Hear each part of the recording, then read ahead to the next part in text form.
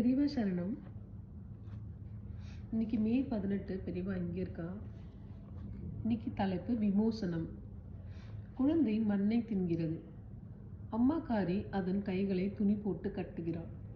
குழந்தைக்கு பயங்கர கோபம் வருகிறது. அம்மாவை எதிரி என்று அது நினைக்கிறது. இந்த குழந்தை மாதிரி தான் நாமும் இருக்கிறோம். நம்முடைய பழைய தவறுகளுக்கு அவன் தண்டனை தருவது நமக்கு கஷ்டமாக இருக்கிறது. அதிலிருந்து நம்மால் விடுபட முடியவில்லை. நமக்கு அந்த சக்தி இல்லை. அவள் கட்டி போட்டு விட்டாள் என்று குற்றம் சாட்டுகிறோம்.